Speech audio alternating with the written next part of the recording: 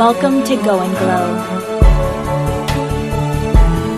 an inspiring show for the beautiful and brave with Natasha Cole. Hi guys, welcome to the Go and Glow Project. I'm your host, Natasha Cole. Thank you guys so much for downloading and listening to this podcast episode. As you know, the Go and Glow Project is a platform for inspiration and motivation, and it's a resource to discover our passion and our purpose and to just live out loud and to shine our lights and to just go out there and do amazing things and have amazing experiences. And it's also an opportunity for us to highlight people who are shining their lights and who are blazing trails and inspiring us to, live bigger lives. And so today I'm excited about this interview because I get to have a very close and dear friend who happens to also be my sorority sister on the show today. She has inspired me for many years. I've known her for over 10 years, and that's showing our age. So that makes me a little sad. But she is the CEO of the S.H.E agency. She's the executive director of Tie and Doll Inc., and she's just a phenomenal public relations maven. She's an event planning extraordinaire. Most importantly, though, she's a philanthropist. She gives back to her community. She dedicates her time and her resources to work with younger people. And, she's just a remarkable person, and the community loves her. And I admire her so much. So I want to introduce you to Traci Howell. She's newly married, and she's on this adventure to be a new wife and to juggle all these projects. And I'm just really excited. Traci, welcome to the show. And I know, hi, and I know you're super busy. I know you're super busy and you've got a million things going on. So thank you for taking the time out to be on the show and to tell us what's going on. What's it like to be you? Thank you for inviting me. Of course, I don't mind taking time out of my schedule to talk and catch up with you. Perfect. All right. So tell us about the S.H.E agency. I think that I was like one of your very first fans and supporters of it when you launched it years ago. Do you remember that? Yes, that was in 2009. Definitely stepped out on faith to start something brand new, something completely new. Didn't know where to begin, didn't know where I would end up or what path it would take me, but I'm so glad I did start S.H.E agency. S.H.E actually stands for Style, Hot, and Energy, and basically it's an event planning and public relations business, but it has a twist to it, and the twist is basically just doing different types of events where we can find ways to give back to the community. So if it was a networking event and people bring school supplies, then that was great because we could take those school supplies and donate it to either another nonprofit or to the Montgomery Public School System. So I really tried to get real creative with S.H.E agency as far as doing different events. And the most popular ones I've done have been networking events. I always came up with different themes for, whether it was young professionals in the city or, just different creative themes. But at the same time, every networking event was different. I always met somebody new. And it was always interesting to find that, you're in this city and you think you know everybody, but you really don't know everybody. And so I was always meeting new people. But at the same time, I had other projects that I came up with that I really wanted to do with the public relations part of it. Is really promoting the good things that's going on in the city. And there's a lot of different organizations and businesses that do a lot of giving back to the community, but you don't really hear about it. And so I really wanted to spotlight those different groups, especially those groups that are not popular as far as name-wise. You have some organizations that are well known on a national level, but there are a lot of organizations that's not on that level. They're more of a local community. And so I really wanted to spotlight them. And that's part of the reason why I did the newsletter, to spotlight different groups But I also did different things such as workshops. And one of the things I really wanted to do was workshop with the youth. And the biggest thing that I kept seeing is how people were saying there's never enough activities for the young men. There were plenty of things for the young girls, but there weren't enough things for the boys to do. And so just from the conversation with some of my male friends, it was interesting to find out how some of them said that they didn't know how to tie a necktie. I was in shock. I was really in shock because I just assumed, okay, all guys would know how to tie neckties, just like tying your shoes. But what I was finding that's not the case. It was either they didn't have a male figure in their life to show them how to do it, or they had to ask somebody else to do it for them, whether it was a church member or it might be a situation that they didn't have to wear neckties. And so that's where my project, All Tied Up, came about. And so really what I did was word of mouth. I say word of mouth is your best marketing, public relations thing to do. You don't really have to spend a whole lot of money for advertising. Word of mouth, then you got social media, Facebook, Twitter, you got Instagram, you got all those resources that are free. And so by word of mouth, I ended up doing a necktie drive. Well, I asked most of the guys that I knew, because they're all professionals, working in environments where they wear a tie and suit, and I asked them, do you have an old necktie that you don't even wear anymore that you wouldn't mind giving to me?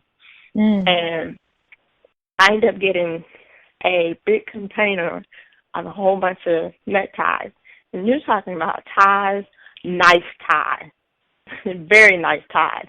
Wow. But it's like I was really excited because when I did my workshop, I had the goal of having speakers here, at least 3 or 4. They all had to be different. I had only one stipulation for my speakers, and that was they must show up in a suit and tie. Because I always felt like first impression is the lasting impression. And I really wanted these boys to see the young men in a suit and tie.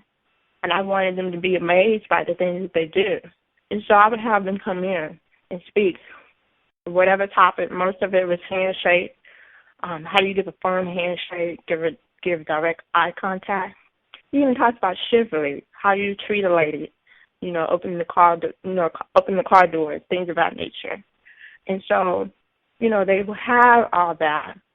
But the other thing I would tell my speakers is I don't like doing a PowerPoint presentation that put people to sleep, especially the kids. You have to do things to keep them entertained.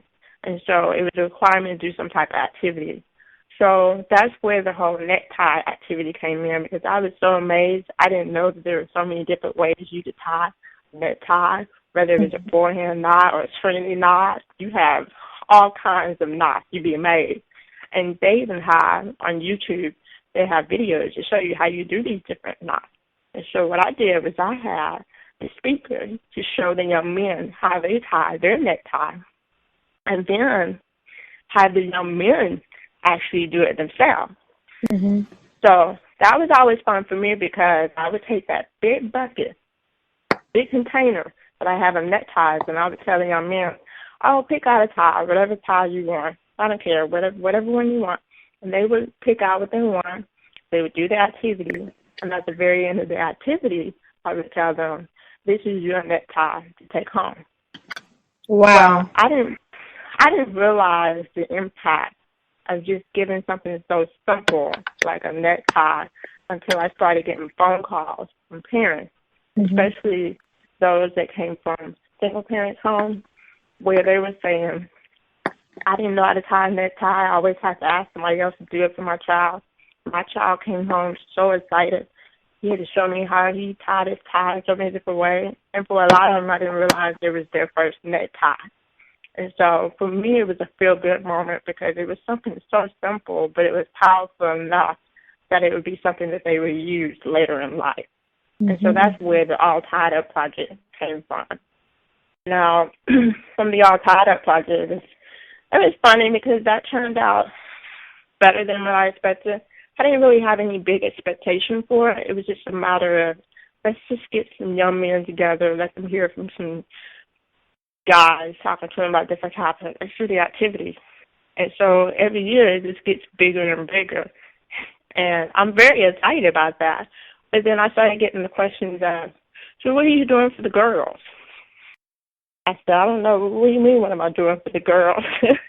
All I was thinking about was the guys, because honestly there were plenty of activities for the girls.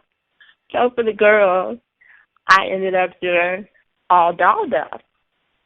And the twist for them was, instead of the neckties like with the boys, I actually do scarves, because there's so many different ways you can wear scarf as an accessory, whether it's for a hair wrap around your neck or around your waist, or wear like a belt, or wear like a shawl. There's so many different ways of wearing it.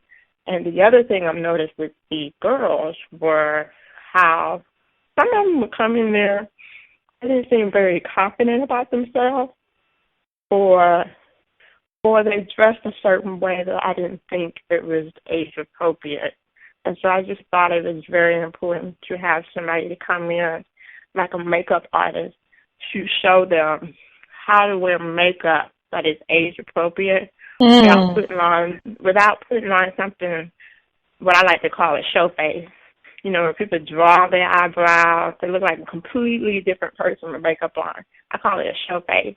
And so I was just trying to find ways that how you show them how to wear makeup that's age appropriate. I feel like less is best. They don't have to put all that makeup on to hide who they are. They should embrace who they are. And so that's why I always try to bring makeup artists in to show them the difference between the show face and wearing something that looks more natural. I even had somebody come and talk about hair. Hair is always the biggest thing, because you have, weave, lace front, all the different styles. And my thing with the girls was, there is a time and a place where you wear certain hairstyles. And one of the biggest trends I see in today's workforce is how sometimes you can wear your hair in a certain way that automatically people are going to judge you and not give you a chance. And so I really wanted to talk about those different hairstyles, saying, hey, I understand there's certain things that are trends as fashion, but there's some things that you call trend as fashion that shouldn't be in the workplace. And so we try to cover that with them as far as their hair. Not saying that they can't do all the different creative hairstyles. You got to know when and where to wear it. Just like wardrobe. We always talk about how you wear certain outfits, like interviews. Like I would tell them, for an interview, I wouldn't wear a necessary leopard dress with a black blazer and a 3-inch pink stiletto. I wouldn't necessarily wear that for an interview. I would tell them to do something a little bit more conservative. You would wear a black suit, skirt, jacket, wear a dark color outfit. Don't wear anything cut too low. I said, after you get the job, then you get a little trendy. But, I try to teach them the difference between wardrobe, managing, their hairstyle, how to wear makeup, but at the same time being a lady, having confidence. And the fun part for me, for the girls, is really teaching them basic modeling skills. It's so funny because everybody can be a model, because that seems to be the popular thing with the videos. But really my thing is just teaching them how to walk with confidence with their head held up high, not being afraid to look somebody in the eye. And my favorite phrase I always tell them is, don't let anybody intimidate you. You intimidate them. I preach that. I preach that all the time. I tell them, when you go in a room, don't go in a room and go hide in the corner or be afraid to look at somebody. Just go in that room with confidence, look somebody directly in the eye and say hello. If they don't say anything bad, that's fine. At least you said something, But I always tell them, don't let other people intimidate you. You intimidate them. Because when you walk in the room with confidence, I guarantee you, somebody's listening and they're saying, wow, she got confidence. So that's part of the thing that I try to do with those two projects. And it's funny because those two projects grew out of doing events for S.H.E agency, and I started seeing that there were a need for those things. And I really battled with the idea that starting a nonprofit with Ty and Doll. I struggled with that. I didn't know if I wanted to do it or not. And I guess the reason why I wasn't sure is because I'm already doing so many different things. Mm-hmm. And so with doing S.H.E agency, my own business, doing Ty and Doll, a nonprofit, and working a full-time job, it's a lot to juggle, as an IT specialist. 3 completely different things. One dealing with event planning and public relations, one job dealing with IT, and you got the other one that's really nonprofit dealing with the youth. 3 completely different things, but it's all what I like to do. So with Ty and Doll, actually, I started that nonprofit this year, back in February. Last year, I actually struggled with the idea of, should I do it? Should I not do it? I really debated with that. I didn't know if it was something I wanted to go for it with. I knew it was something I enjoy doing as far as working with the youth and bringing people together to talk to them and inspire them. But at the same time, I was wondering, can I handle all of this? And so I had a friend. She has her own nonprofit. And I just had a discussion with her because I know she started it from scratch. And I just kind of asked the question. And she was saying, I've always said, you do these projects.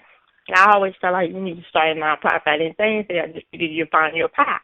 And she just thought it was so funny how I brought it up because she knew eventually it would come to that point where I had to figure out what that next path is. And so she gave me a contact information of a law clinic that help people start nonprofits, and she just told me to reach out to them. Well, when I reached out to them, they said there was a waiting process. And so they said it could take anywhere from 6 months to a year. Well, that was last year. Well, this year, January, I was kind of going back and forth where I wasn't sure. I haven't heard anything from the law clinic because that was so long ago. Well, one day I woke up, and I woke up kind of with confidence, which is something I always teach the girls. And I feel like if I'm teaching girls about confidence and stepping out of their comfort zone and taking chances, then maybe I need to take my own advice and do the same thing. Mm-hmm. So I started doing the legwork, and there's so many stuff behind starting a nonprofit that I tell people. You can't go into the mindset of I'm starting a nonprofit to make money. Mm-hmm. You have to go in the mindset of starting a nonprofit because you love whatever that mission is. For me, I love working with the kids. I love inspiring them. I love encouraging them to go after whatever it is that they want. And so that day, I just woke up and took a chance and did that. Well, I started working on getting my board of directors together, and we had our first meeting. We talked about it, told them what my mission, my goals were, what I was trying to do. I found the right people that supported what I wanted.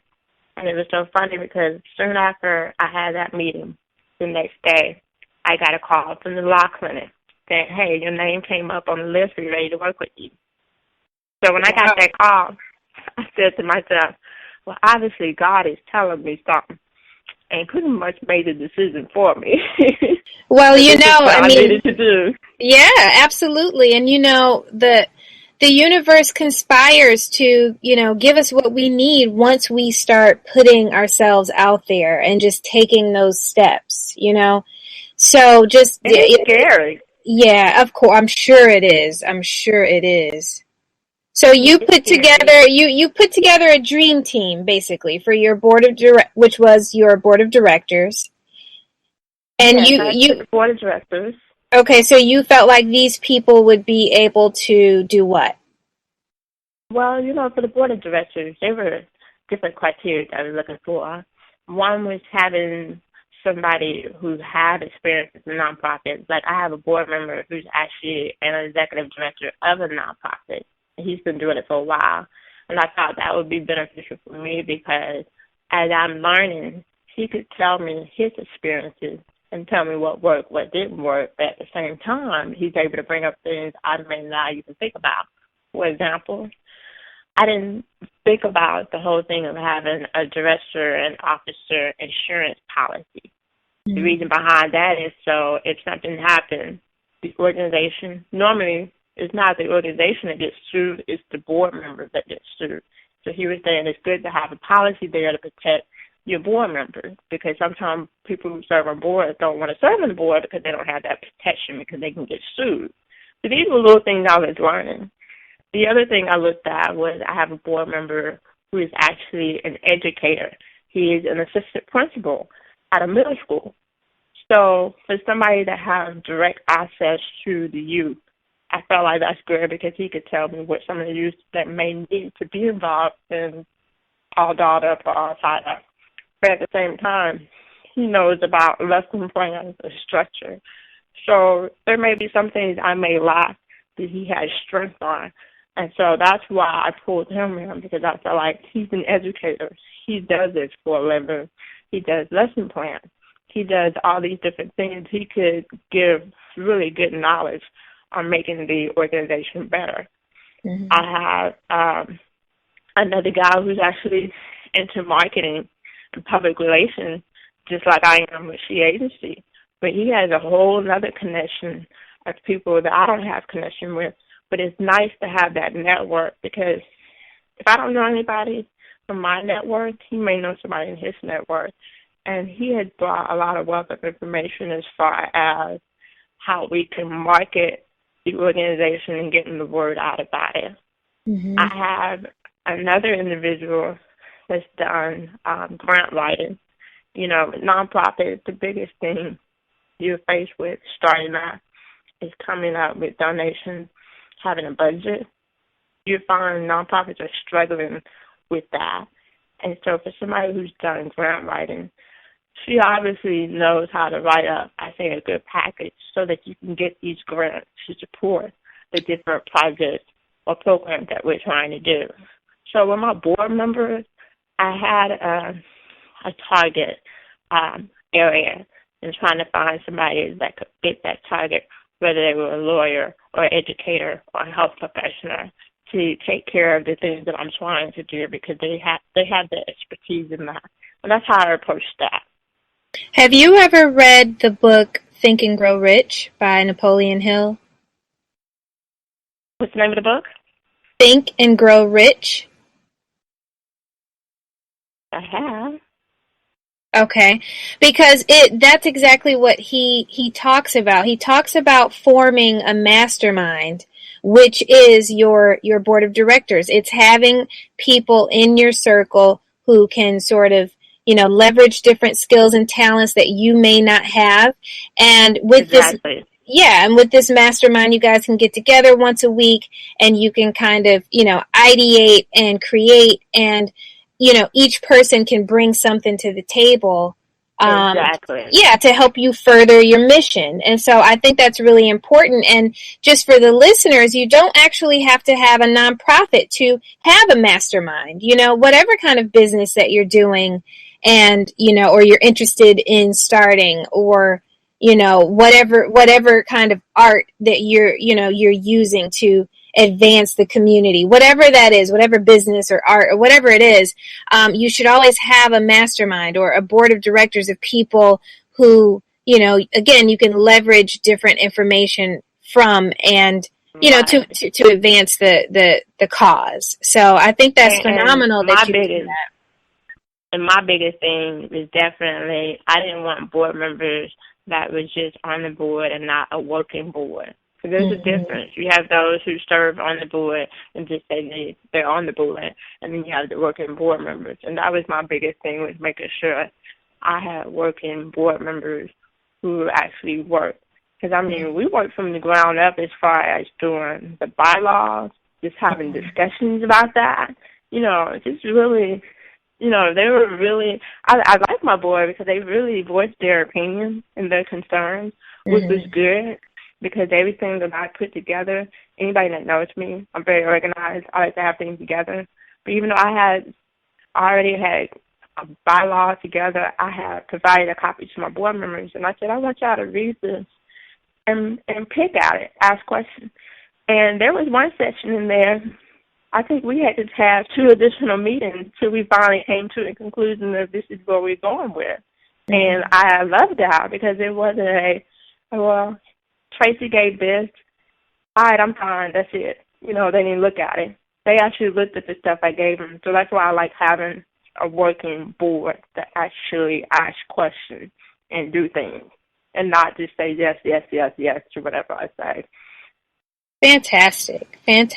Okay, so, well, tell us about some other programs, projects you got going on. I saw, I didn't get a chance to ask you about this earlier, but I saw that did you have like a spot on the news where you got to talk about some of this stuff? Like, what is going on? What else are you working on? Well, actually, I have a couple of projects coming out. My current project I'm working on is called Stuff the Bus. I'm actually going into the 4th year of it. And basically with Stuff the Bus, we are taking school supplies and stuffing a school bus. And all the school supplies, so all the school supplies that we get, we donate it to Montgomery Public School System. We don't give it to just one school. I normally give it to the front office and let them divvy it out depending on the school need. But it was actually an idea that I saw in Dayton, Ohio when I used to live there. I just thought it was a pretty cool thing of how you get a school bus and people actually come and drop off supplies and you see supplies coming out of the school bus. And I just thought that was really unique of how the community come together. And so when I've always said that if I ever move back home to Montgomery, Alabama, I was like, I want to do something similar. I want to get back to the very same school system that pretty much gave me my education, my start to get me where I am now. And so we have this thing that we do in August. The first weekend in August is always tax-free weekend. So pretty much any school supplies or anything you get that's on this list, you don't have to pay tax for it. So if it's 22 cents, you pay 22 cents. That's it, no tax on top of it.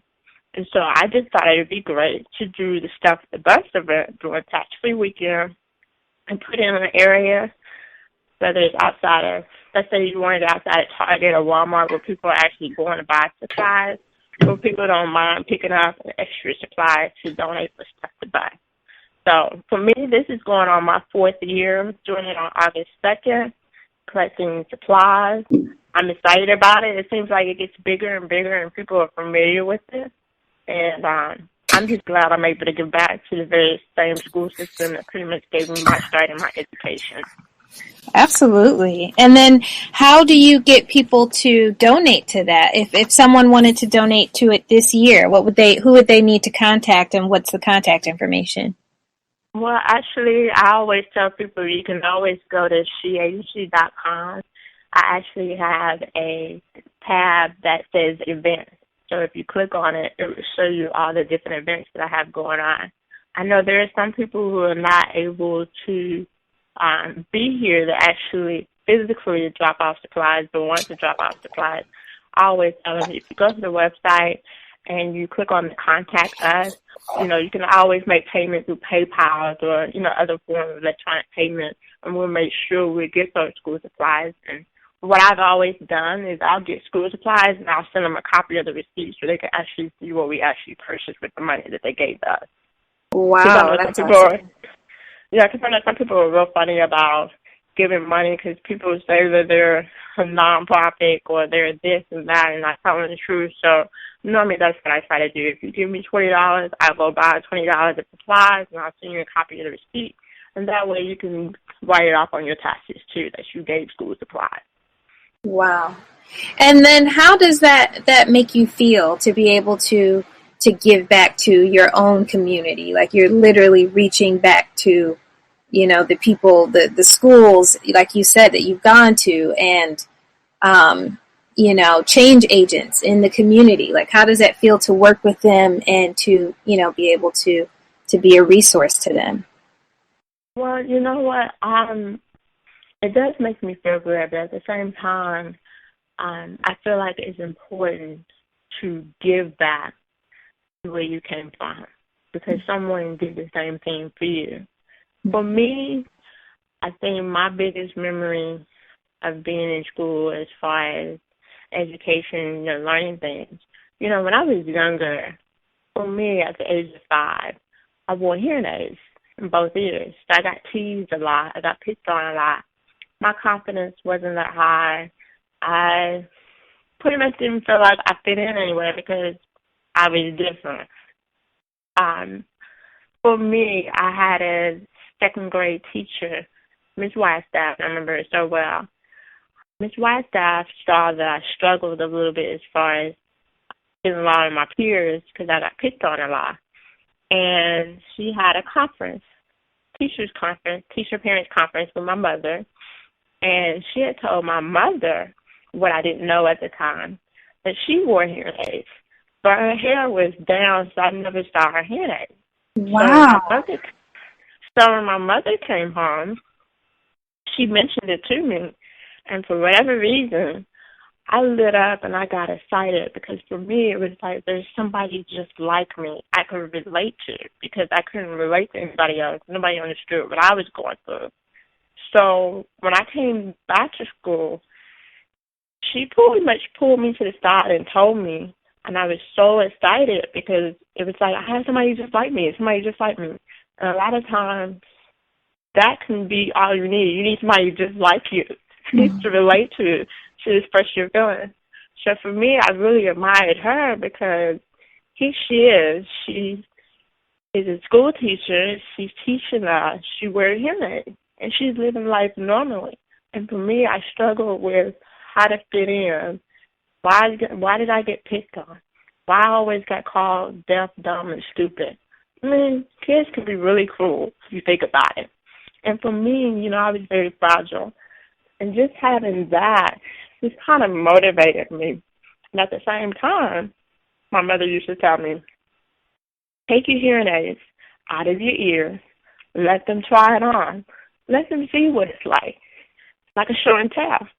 And the funniest thing about that is when people put it on, they realize everything is so loud.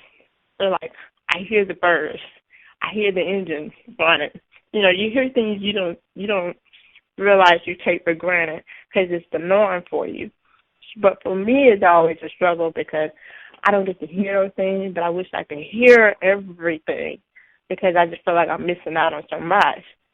So for me to be able to give back to the community, I think it's very important because you never know who you're helping, how you might be inspiring them, or if you're inspiring them. You don't know that. But it's not like I go doing it just hoping I inspire 50 girls. I just go and do it because I just feel like it is my role to teach others to do the same thing and give back to the community. Because you never know. Sometimes a small thing as giving school supplies could be just the thing they needed to get them to that next level. Absolutely. Wow. That is an incredible, inspiring story. And I totally agree with you. I mean, you things can happen to you in your life that fuel and inspire you to then go back out and out to, children or younger people who don't have a voice yet, who can't exactly articulate what it is that they're feeling, but they just know that they want someone, in their corner, or they want someone to look up to. So, I really admire you for reaching back and doing that. I mean, for me to be in the second grade and so young, I mean, that stayed with me. But at the same time, I had to deal with the challenges of people wanting to put me in a box, in a category, which is something my mother fought against all the time, such as, they just assume just because I wear hearing aids. They try to label me as what they used to say, LD, learning disability. Mm-hmm. And my mother used to say, she doesn't have a learning disability. She just can't hear. I mean, think about it. I can't hear. So she said, with hearing aids, the way I describe it to people, it's like a microphone. It amplifies the sound for me. Mm-hmm. So when you put it in your ear, yes, it's going to sound too loud like you're in a rock concert, But for me, it's enough for me to hear. So, people would try to put me in categories. They try to put me in the classroom with other kids that actually had real learning disabilities. I didn't have any learning disability, and my mother always felt like, why are you trying to put her in a room? And my mother always felt like it's important for me to be around everybody, because she used to tell me, I'm not promised to be here forever and carry you and take care of you. You got to learn how to interact and navigate your way through the world. And what she really wanted me to do was she didn't want me to be handicapped by my circumstances of being hearing impaired.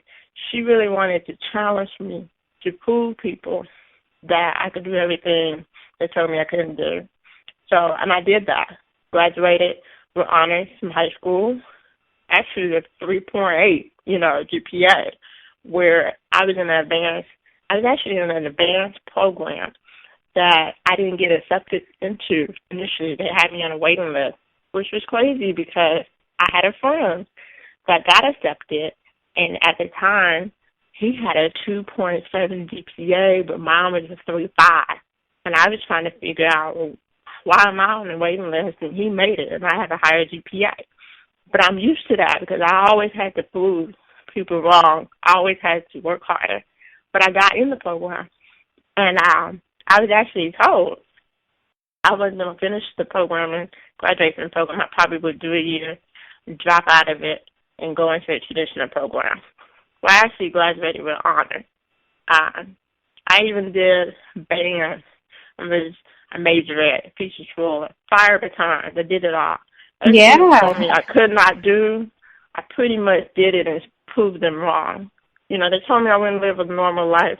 I wouldn't be able to drive a car, which doesn't make sense to me. What do you mean I'm not going to be able to drive a car because I can't hear?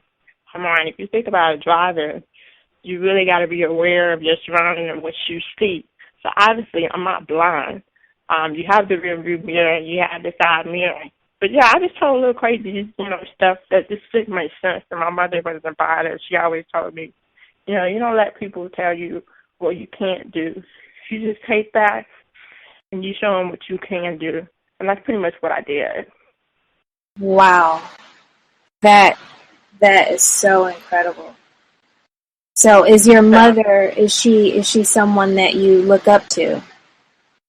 I do, because she's definitely a fighter. She's not going to take what you say as true. She's more of a, just because you tell me I can't doesn't mean she can't do it. Because my mother always said, you don't know until you try. And she said, sometimes you may try, you might fail a couple times before you get it right. But what I've learned is, for me, obstacles are nothing more than opportunities for me. Because I feel like life is always going to be filled with obstacles, but I feel like every obstacle that comes my way, it always teaches me some type of lesson. And whatever that lesson is, I feel like it's something that's going to make me stronger, where whenever that next obstacle comes along, it won't bother me. I'm like, okay, I'm ready. Let's bring it on. And so my mother really made sure that I didn't just take what people say as truth, that I went and figured it out myself.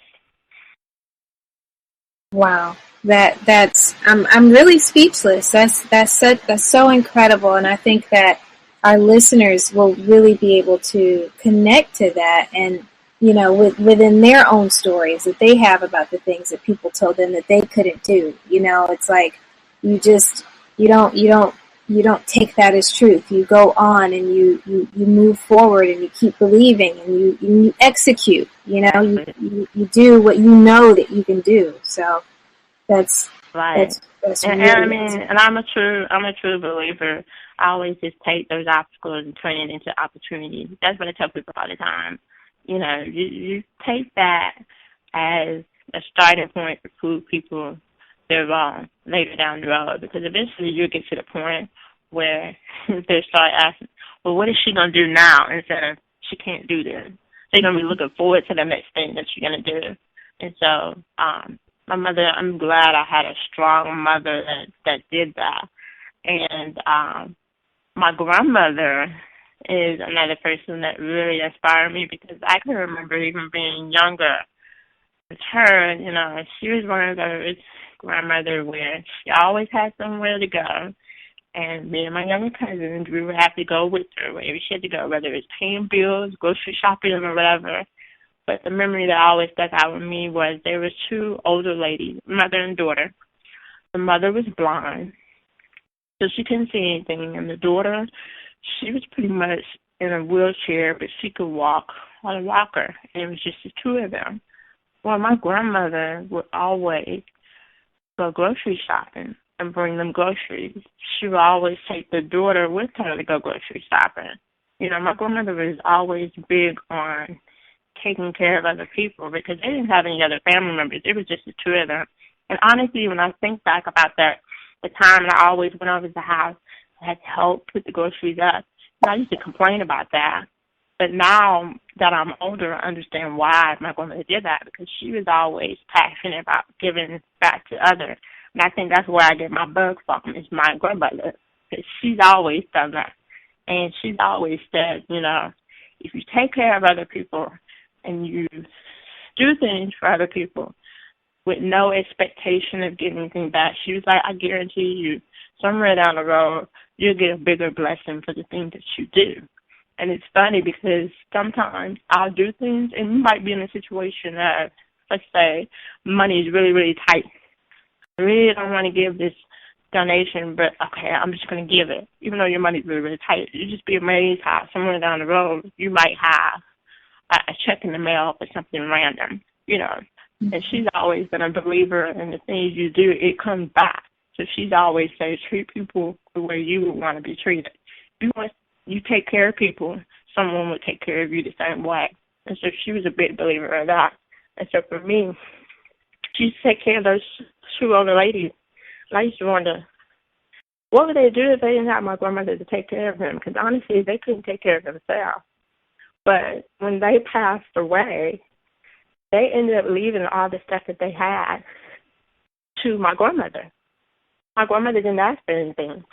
But they just felt like because she took care of them and made sure they had what they needed and made sure nobody mistreated them, they just felt like she was family. And so I want to be able to give back and take care of somebody if I'm able to. Because it breaks my heart when I find that there are some people in this world that don't have family. And so you have somebody like my grandmother who plays the role of a family member. I think that's awesome to be able to give back when you can. Wow, that's a very incredible story. I think the young men who are the recipients of the All Tied Up project and the young women who are recipients of the All Dolled Up project program, I think those are some very, very blessed and lucky young people to be able to be exposed to the things that you are teaching them. I mean, the tying the tie, like that's going to translate into those young men's lives when they go on to have their interviews. It's just going to give them that much more confidence to be leaders and, to look presentable and to feel qualified. And I just think that's so important in our young boys, particularly African American boys. And for you to hold the workshops for the young girls, I just, I'm inspired and I plan to do something very similar one day. I mean, we just need more people like you, and we need to have more programs like that out there. And I think Montgomery is very lucky to have you. And I'm looking forward to what the S.H.E agency and what the Tie and Doll Inc. has in the next, couple of years. What do you see for it? What do you project is going to happen, or any other new projects that will come that we get to be involved in and follow and check out? What's coming up for you? That's a very good question because with S.H.E agency, both of those projects were kind of tied into S.H.E agency, and I ended up separating it and making it into its own nonprofit because, it really took off and had a mind of its own, is what I like to say. And so for Ty and Doll, I really would like, maybe within the next 5 years, I really would like to see it grow to the point of maybe doing workshops and stuff outside of the state of Alabama and really branching into a national level where every state will have its own Ty and Doll, group. Because it's something I'm really passionate about. I love working with the youth. I love seeing how they sing. I love hearing about their dreams, what they want to do.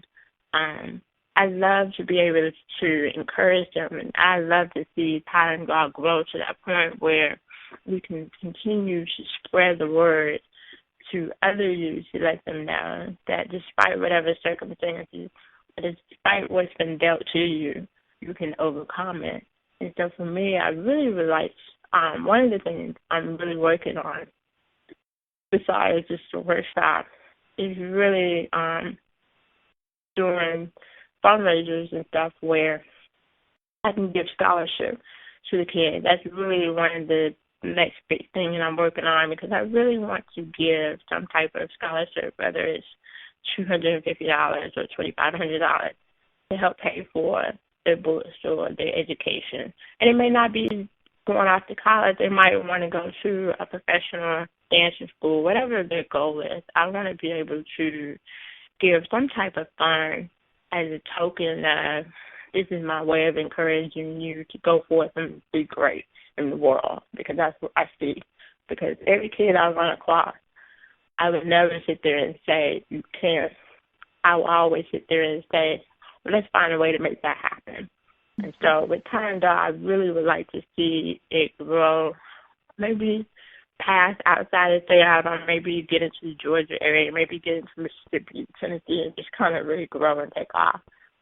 For S.H.E Agency, it's funny because with that, I'm kind of revamping it a little bit. I still want to do the whole public relations event planning like I've always done. I really have a lot of great ideas of what I would like to do as far as getting it to the next level. And one of the things that I'm doing now with it, with the newsletters, I kind of revamped it to not only just featuring different nonprofit organizations, but really featuring individuals. Kind of like what you're doing with the Go and Glow project, just really featuring individuals that are in the artistic community. And what I mean by that is whether they're into film or maybe they're an artist drawing artwork, things of that nature, just really providing the marketing opportunity for them that they can't get on their own without having to spend so much money. And so I'm really trying to, I think the thing that really got my interest is there are a lot of talented filmmakers out there, like local filmmakers. And I'm not talking about big names, I'm talking about local filmmakers that are actually touching up on different topics that affect the community. And that's the kind of thing that I'm kind of drawn to. So I would like to be able to feature those people that are actually doing things within their community. Okay, yeah, that sounds fantastic, and I know you're gonna rock that, and that's gonna be amazing, and I look forward to it. And I'm there to support anything you do. So, how can the rest of us, how can the listeners support you? Give us your website. Tell us, do you have a Twitter? And give us that name so that we can follow you and we can @ you and we can hashtag you and just yeah, with social media. Well, let me talk about the S.H.E Agency. S.H.E Agency, we are on Facebook, we are on Twitter, we are on Instagram under S.H.E Agency, all one word. I say the website is the best place to go to, going to SHEagency.com as far as reading our newsletter, the latest newsletter. We even have past newsletters up there, and even finding out about upcoming events and things of that nature. For Ty and Doll, believe it or not, for Ty and Doll, because it is a new nonprofit, I do have a website for it called tyanddoll.org. If you go to that website, you actually will see a list, a tab that says programs. If you click on that, it will take you directly to the alldolled-up-project.org website, and I have the same thing for alltiedupproject.org. For those two projects, I actually gave them their own website because they're just a completely huge project. It kind of have its own thing. But those are my two main projects. But those you can actually keep up with when we have upcoming workshops, who our guest speakers are, who's our sponsor, and even how to donate. Because my biggest thing for Tie and Doll is I have a need for net ties. And what I do with the net ties, I give them to the young men that participate in the project. And for the girls, I'm always collecting scarves. And I tell people it could be gently used or brand new net tie or scarves. So I'm always taking donations for that. And I even take monetary donations where I go out and buy the ties and the scarves for the kids. So if you go to any of those websites, you will have the latest and greatest information. And Tie and Doll is actually on Facebook also, Twitter, Instagram. Same thing for All Tied Up and All Dolled Up Project. They have their own page on Facebook. Mm-hmm. Okay, sounds good. If you go to our website, just pretty much we have a little logo on there that takes you directly to the Facebook and Twitter page. Perfect. Okay. Well, thank you so much, Traci. This has really been, just an eye-opener for me. And, again, I just respect and admire everything that you've been working on. And thank you for your time. And well, thank you for inviting me. Yeah, you're welcome. And for everyone else, make sure you check out my blog at goandglowproject.com. And again, thank you for downloading this episode. And until the next time we talk, go and glow.